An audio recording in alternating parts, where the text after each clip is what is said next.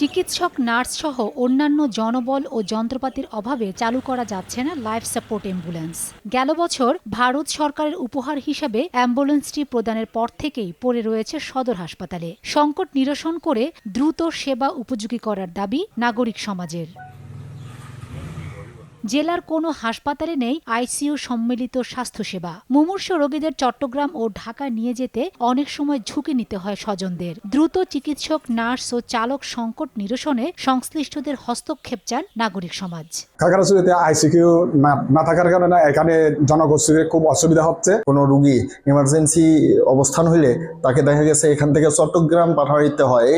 চট্টগ্রাম যাইতে যেতে রাস্তার মধ্যেই অনেক অংশ রুগী দেহ রাখেন বা মারা যান। অ্যাম্বুলেন্সটি যে ভ্যাকসিন আনা নেওয়ার কাজে ব্যবহৃত হচ্ছে, মূলত এটা তো ভ্যাকসিন আনা নেওয়ার জন্য দেওয়া হয়নি।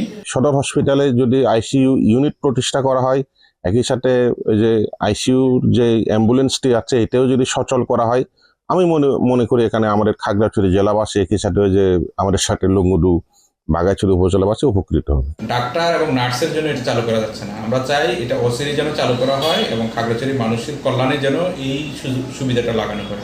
কাঙ্ক্ষিত সেবা চালু করতে প্রশিক্ষিত জনবল ও যন্ত্রাংশ ছাড়া সম্ভব নয় বলেছেন হাসপাতাল কর্তৃপক্ষ। আমাদের আধুনিক জেলা সদর হাসপাতালে লাইফ সাপোর্ট অ্যাম্বুলেন্সটি এসেছে।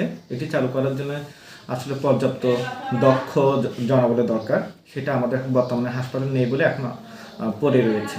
সিভিল সার্জন জানান, ২৫০ শয্যার হাসপাতালটি নির্মাণ কাজ শেষ হলে আইসিইউর ব্যবস্থা সহ আরও আধুনিক সুযোগ সুবিধা দেওয়া সম্ভব হবে। নতুন ভবন নির্মাণ সম্পন্ন হলে জনবল নিয়োগ সম্পন্ন হবে।